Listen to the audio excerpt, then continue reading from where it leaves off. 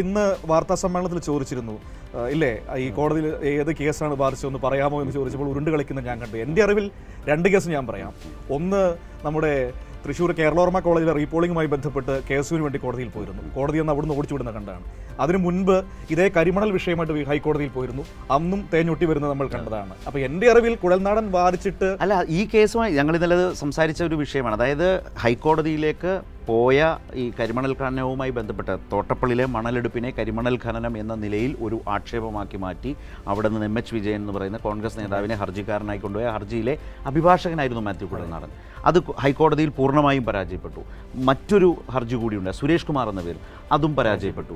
ഈ സുരേഷ് കുമാർ തന്നെ കോട്ടയത്ത് വിജിലൻസ് കോടതിയിൽ സമാനമായി ഈ ഇൻ്ററിം സെറ്റിൽമെൻറ്റ് ബോർഡിന് ശേഷം ഇങ്ങനെയാണല്ലോ ഇതിനെ കണക്ട് ചെയ്ത് വരുന്ന എക്സലോജിക് CMRL ഇൻ്ററിം സെറ്റിൽമെൻറ്റ് ബോർഡുമായി ബന്ധപ്പെട്ട ആ ഓർഡറിൻ്റെ പശ്ചാത്തലത്തിൽ കോട്ടയം വിജിലൻസ് കോടതി പോയി, അവിടെ കേസ് തള്ളി. മൂവാറ്റുപുഴ വിജിലൻസ് കോടതി പോയി, അവിടെ കേസ് തള്ളി. തിരുവനന്തപുരത്ത് വന്നു, ഇവിടെ മാത്യു കുഴൽനാടൻ്റെ ഹർജിക്കാരനായി. ഇതൊന്നും വക്കീലായിട്ട് അങ്ങോട്ട് ഏശാത്തത് കൊണ്ട് പുള്ളി തന്നെ ഹർജിക്കാരനായിട്ട് പോകുന്നവരും. മൂവാറ്റുപുഴയിൽ അദ്ദേഹമല്ല കേട്ടോ, കോട്ടയത്തുമല്ല. പക്ഷേ കോട്ടയത്ത് എന്താ രസം എന്നറിയോ, കോട്ടയത്തെ ഹർജിക്കാരൻ എന്ന് പറയുന്ന സുരേഷ് കുമാർ യഥാർത്ഥത്തിൽ ഹൈക്കോടതിയിൽ കൊടുത്ത മാത്യു കുഴൽനാടൻ അഭിഭാഷകനായി എത്തിയ കേസിലെ ഹർജിക്കാരനാണ്. ഇതിൻ്റെയൊക്കെ കണക്ഷൻ നോക്കണം. അപ്പോൾ ഹൈക്കോടതിയിൽ മാത്യു കുഴൽനാടൻ വക്കീലും അതിലെ ഹർജിക്കാരൻ കോട്ടയം വിജിലൻസ് കോടതിയിൽ ഹർജിക്കാരനാകുന്നു. തിരുവനന്തപുരത്തേക്ക് വരുമ്പോൾ അഭിഭാഷകനായിരുന്ന മാത്യു കുഴൽനാടൻ ഹർജിക്കാരനാകും.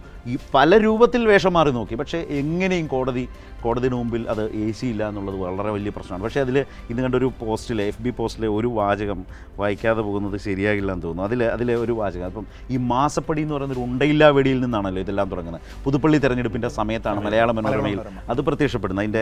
അത് എഴുതിയതിനെക്കുറിച്ചും ആ ബൈലൈനെക്കുറിച്ചും ഒക്കെയാണ്, ഞാനതൊന്നും ഇതിലേക്ക് എടുക്കുന്നില്ല. പക്ഷേ അതിൻ്റെ ഒരു അവസാനത്തെ വരും. പക്ഷേ ഈ മാത്യു കുഴൽനാടൻ കൊടുത്ത ഇതൊന്നും തെളിവല്ല, രേഖയല്ല, ഒരു ഒത്താശയോ വഴിവിട്ട സേവനമായിട്ടോ കാണാനാകാത്ത വിധമാണ് എന്ന് കോടതി കണ്ടെത്തുമ്പോൾ മലയാള മനോരമയുടെ ആ 1-ാം പേജ് കോടതി തെളിവായി സ്വീകരിച്ചില്ല എന്നെഴുതുന്ന വളരെ വളരെ ശക്തമായൊരു സാധനമുണ്ട്.